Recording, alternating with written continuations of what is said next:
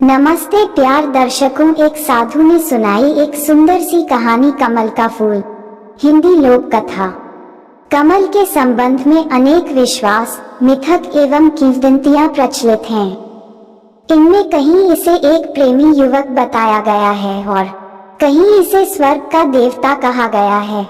एक रोचक किंवदंती के अनुसार कमल एक अभिशप्त प्रेमी है। बहुत समय पहले की बात है। एक गांव में एक नवयुवक रहता था। वह बहुत हृष्ट पुष्ट और सुंदर था। उसके माता पिता दोनों मर चुके थे। बस एक बड़ा भाई था। युवक के पास माता पिता की दी हुई थोड़ी सी जमीन थी। उसी पर वह अपने भाई के साथ खेती करता था।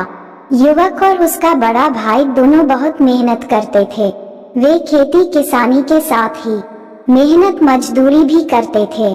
लेकिन इतना सब करने के बाद भी दोनों का गुजर बसर बहुत कठिनाई से होता था। एक बार युवक गांव के जमींदार के खेतों में पानी दे रहा था।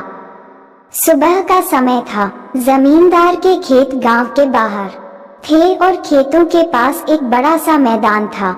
मेलों और त्योहारों के समय गांव के लोग इसी मैदान में एकत्रित होते थे। कभी कभी इस मैदान में बंजारे भी आ जाते थे और अपने डेरे लगा लेते थे। बंजारे कुछ दिन गांव में रुकते और फिर आगे बढ़ जाते थे। जमींदार के खेतों में एक बड़ा कुआं था। युवक कुएं से पानी खींचता और पास की नाली में डाल देता। नाली खेतों के बीच से होकर गुजरती थी, अतः पानी खेतों में पहुंच जाता था। युवक पूरे तन मन से काम कर रहा था। अचानक उसे लगा कि कोई उसके पास खड़ा है। युवक ने पीछे मुड़कर देखा। उसके सामने एक बंजारन हाथ में मटका लिए खड़ी थी। युवक ने बंजारन को देखा तो देखता ही रह गया। बंजारन 15-16 वर्ष की थी और बहुत सुंदर थी। युवक ने आज तक कभी इतनी सुंदर लड़की नहीं देखी थी। बंजारन युवक को बड़ी देर से देख रही थी। उसने अपने जीवन में इतना हृष्ट पुष्ट और सुंदर युवक कभी नहीं देखा था। बंजारन युवक के पास पानी लेने आई थी, लेकिन वह उस पर इतनी मुग्ध हो गई कि पानी मांगना भूल गई थी और उसे एकटक देखे जा रही थी। युवक ने बंजारन को अपनी ओर प्यार भरी नजरों से एकटक घूरते हुए देखा तो घबरा गया। उसके हाथ से रस्सी छूट गई और बाल्टी सहित कुएं में जा गिरी। बंजारन ने युवक की यह स्थिति देखी तो खिलखिलाकर हंस पड़ी। उसने युवक से कोई बात नहीं की और दौड़ती हुई अपने डेरे में आ गई। उसने डेरे से एक पतली रस्सी और कांटा उठाया और युवक के पास वापस आ गई। युवक अब अपने पर पूरी तरह नियंत्रण कर चुका था। वह मुस्कुरा रहा था और बंजारन को बड़े प्यार से देख रहा था। बंजारन ने कांटा कुएं के भीतर डाला और कुछ ही क्षणों में रस्सी और बाल्टी बाहर निकाल दी। युवक बंजारन की आंखों की भाषा समझ चुका था। उसने बंजारन का घड़ा भरा और बिना कोई बात किए रस्सी बाल्टी लेकर अपने घर आ गया। युवक को रात भर नींद नहीं आई। वह सारी रात आंखें बंद किए बंजारन के बारे में सोचता रहा। बंजारन बहुत सुंदर थी। अगले दिन प्रातःकाल युवक पुनः जमींदार के खेतों में पानी देने के लिए कुएं पर आ पहुंचा। उसकी आंखें अलसाई हुई थीं और आज उनमें पहले जैसी ताजगी नहीं थी। युवक ने कुएं पर पहुंचकर अभी एक बाल्टी पानी भरा था कि बंजारन पुनः आ गई। ऐसा लगता था कि वह अपने डेरे के पास खड़ी उसी की राह देख रही थी। दोनों ने एक दूसरे को देखा और आंखों ही आंखों में बहुत सी बातें हो गईं। युवक के मन की बात जानने के बाद बंजारन उसे अपने डेरे में ले आए और उसे अपने बापू से मिलाया। बंजारन का बापू बहुत लालची आदमी था। उसे जब यह मालूम हुआ कि युवक एक गरीब किसान है तो उसने उसके साथ बंजारन का विवाह करने से साफ मना कर दिया। लेकिन बंजारन की मां के बहुत समझाने पर वह इस शर्त पर अपनी बेटी का विवाह करने के लिए तैयार हुआ कि ग्रामीण युवक उसे 500 चांदी के सिक्के ला कर देगा। बंजारन के बापू ने युवक से साफ साफ कह दिया कि 5 माह बाद नवदुर्गा की अष्टमी के दिन कामाख्या मंदिर में वह बकरे की बलि चढ़ाएगा। इस दिन तक यदि उसे चांदी के सिक्के मिल जाएंगे तो वह कामाख्या मंदिर में ही अपनी बेटी का विवाह कर देगा, और यदि युवक चांदी के सिक्के नहीं ला सका तो वह अपनी बेटी किसी और को सौंप देगा।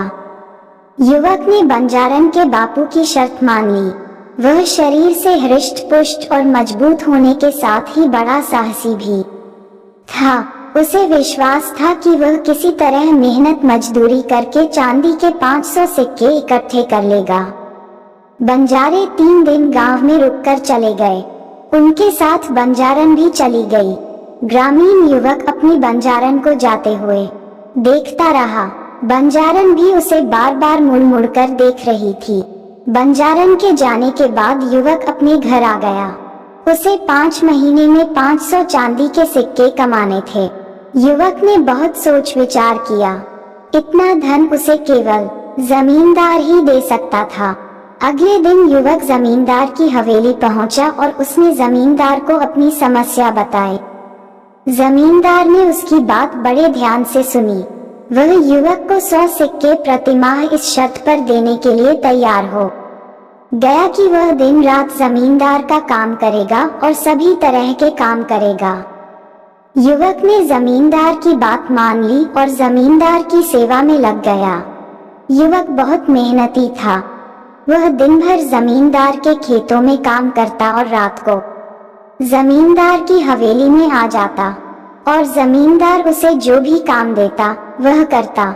दिन रात मेहनत करने के बाद युवक बीमार भी पड़ा, किंतु उसने बीमारी में भी जमींदार के सभी कार्य किए। धीरे धीरे 1 महीना हो गया। युवक अपने चांदी के 100 सिक्के लेने जमींदार के पास पहुंचा, लेकिन जमींदार ने चांदी के सिक्के देने से इनकार कर दिया।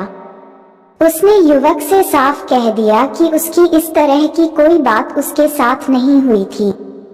युवक को क्रोध आ गया। उसने जमींदार को बहुत बुरा भला कहा और उसे उठाकर पत्थर की एक चट्टान पर पटक दिया। इससे जमींदार का सिर फट गया और वह मर गया। इसी समय जमींदार के घरवाले और उसके नौकर चाकर आ गए, लेकिन इसके पहले कि वह युवक को पकड़ पाते वह भाग निकला। जमींदार के नौकरों ने उसका पीछा किया, किंतु वे युवक को पकड़ नहीं सके और खाली हाथ वापस आ गए। युवक भागता रहा और भागते भागते बंगाल आ पहुंचा। यह एक नया स्थान था। युवक को लगा कि वह यहाँ सरलता से चांदी के 500 सिक्के कमा लेगा और अपनी बंजारन को ले आएगा और यहीं बस जाएगा। उसके लिए अब गांव वापस लौटना खतरे से खाली नहीं था। युवक को काम की खोज करते करते 3 दिन हो गए, लेकिन उसे कहीं कोई काम नहीं मिला। इस बीच उसने कुछ भी खाया पिया नहीं था, अतः भूख से उसकी हालत खराब हो रही थी। चौथे दिन प्रातः युवक एक बगीचे में बैठा हुआ कुछ सोच रहा था। इसी समय उसके पास एक सुंदर युवती आकर खड़ी हो गई और उसे देखकर मुस्कुराने लगी। युवक को लगा कि वह स्त्री उसकी कुछ सहायता करना चाहती है। उसने उसे अपने पास बैठाया और सारी बातें बता दी। सुंदर स्त्री ने युवक की बातें बड़े ध्यान से सुनी। उसने उसे सभी प्रकार से सहायता करने का विश्वास दिलाया और अपने महल में ले आए। सुंदर स्त्री का महल बड़ा आलीशान था। सुंदर स्त्री ने युवक को भोजन कराया और आराम करने के लिए एक शानदार बिस्तर दिया। युवक बहुत थका था, अतः भोजन करने के बाद उसे नींद आ गई। युवक कब तक सोता रहा इसका उसे पता ही नहीं चला, लेकिन जब उसकी आंख खुली तो आधी रात हो चुकी थी। चंद्रमा का हल्का प्रकाश एक खिड़की से कमरे के भीतर आ रहा था। युवक उठकर खड़ा हो गया। उसने इधर उधर देखा। सुंदर स्त्री का कहीं पता नहीं था। युवक को बड़ा आश्चर्य हुआ। अचानक युवक के कानों से सुंदर स्त्री के गाने की आवाज टकराई। इस आवाज में गजब का आकर्षण था। युवक को ऐसा लगा कि मस्ती भरा गीत गाकर वह उसे बुला रही है। युवक अपने पर नियंत्रण नहीं रख सका और आवाज की ओर बढ़ा। कुछ कदम चलने के बाद युवक ने देखा कि भरपूर श्रृंगार किए सुंदर स्त्री आईने के सामने खड़ी अपना रूप निहार रही है। सुंदर स्त्री ने आईने में युवक को देख लिया। वह उसकी ओर मुस्कुराते हुए बढ़ी और उससे लिपट गई तथा उसे अपने पलंग पर ले आए। युवक की समझ में कुछ नहीं आ रहा था, फिर भी वह ये तो समझ ही गया था कि सुंदर युवती उससे क्या चाहती है। इसी समय सुंदर युवती ने उससे कहा कि यदि वह उसका साथ दे तो वह उसे अगले दिन ही चांदी के 500 सिक्के देगी। युवक के हृदय में बंजारन बसी थी। वह किसी स्त्री के साथ सोना नहीं चाहता था, लेकिन अपनी बंजारन को पाने के लिए उसने सुंदर युवती की बात मान ली। अगले दिन फिर यही हुआ। युवक दिन भर सोया और आधी रात के बाद उठा। उसे सुंदर युवती 16 श्रृंगार किए प्रतीक्षा करती मिली। उसने उससे कहा कि बस वह एक रात का सुख उसे और दे दे, इसके बाद वह उसे चांदी के 500 सिक्के दे देगी। धीरे धीरे 4 महीने हो गए। सुंदर स्त्री युवक को रोज आधी रात के बाद छलती और उससे अगले दिन चांदी के 500 सिक्के देने का झूठा वादा कर देती।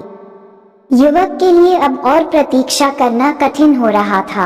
एक रात उसने सुंदर स्त्री का साथ देने से मना कर दिया। सुंदर युवती ने उसे बहुत समझाया। उसके समझाने का जब युवक पर कोई प्रभाव नहीं पड़ा तो उसने तरह तरह की धमकियां दी। जब धमकियों का भी युवक पर असर नहीं हुआ तो वह क्रोध में आ गई और उसने रौद्र रूप धारण कर लिया। वास्तव में सुंदर युवती एक जादूगरनी थी। उसे जब लगा कि युवक उसकी बात किसी कीमत पर नहीं मानेगा तो उसने अपनी जादुई शक्ति से उसे एक फूल बना दिया और अपने बगीचे के तालाब में लगा दिया। इधर बंजारन ने युवक की 5 माह तक प्रतीक्षा की, लेकिन जब युवक नहीं आया तो वह उसकी खोज में निकल पड़ी। एक दिन अचानक बंजारन जादूगरनी के महल में आ पहुंची। प्रातःकाल का समय था। जादूगरनी अलसाई महल के एक कमरे से बाहर देख रही थी। उसने एक बंजारन को अपने महल के सामने देखा तो उसे शक हुआ कि कहीं यह वही बंजारन तो नहीं है। बंजारन को देखते देखते जादूगरनी के मन में यह विचार आया कि बंजारन को बहला फुसलाकर महल में रोक लिया जाए और उसकी सहायता से युवक के साथ मनमानी की जाए।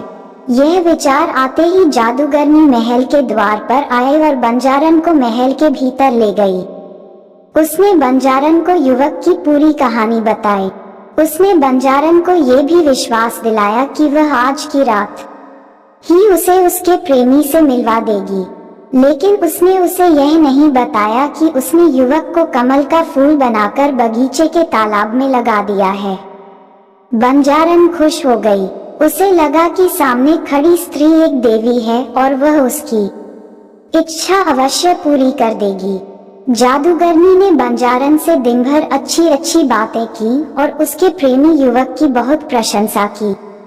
उसे जब लगा कि बंजारन उसके जाल में पूरी तरह फंस चुकी है तो उसने बंजारन से कहा कि वह भी उस युवक को बहुत प्यार करती है, अतः दोनों को उसका प्यार बराबर बराबर मिलना चाहिए। बंजारन को जादूगरनी से ऐसी आशा नहीं थी। वह सब कुछ बांट सकती थी, लेकिन अपना प्यार नहीं बांट सकती थी। वह अपना प्यार पाने के लिए ही अपना घर-बार छोड़कर आई थी।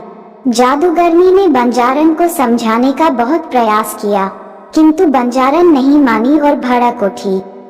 जादूगरनी को भी क्रोध आ गया। उसने अपने जादू से बंजारन को एक कीड़ा बना दिया। बंजारन को सब समझते देर नहीं लगी, लेकिन अब बहुत देर हो चुकी थी। फिर भी वह खिड़की के रास्ते महल के बाहर आ गई। इसी समय कीड़ा बनी बंजारन के कानों से उसके प्रेमी युवक की आवाज टकराई। यह आवाज उसे अपने पास बुला रही थी। बंजारन ने इधर उधर देखा। यह आवाज महल के तालाब में खिल रहे एक कमल से आ रही थी। बंजारन की समझ में सब आ गया। जादूगरनी ने उसके प्रेमी को कमल बना दिया था। वह तेजी से कमल के पास पहुंची और उसमें समा गई। इसी समय खिला हुआ कमल बंद हो गया। जादूगरनी बहुत क्रोध में थी। वह कीड़ा बनी बंजारन को ढूंढते ढूंढते बगीचे के तालाब तक आ गई, लेकिन उसे वह नहीं मिली। इसी समय कमल मुरझाया और अपने भीतर कीड़ा बनी बंजारन को लिए हुए पानी में समा गया। दोस्तों, आज की कहानी आपको पसंद आई हो तो वीडियो को एक लाइक और हमारे चैनल ज्ञान दर्पण को सब्सक्राइब जरूर करें। तो मिलते हैं अगली सुंदर कहानी के साथ, तब तक के लिए धन्यवाद।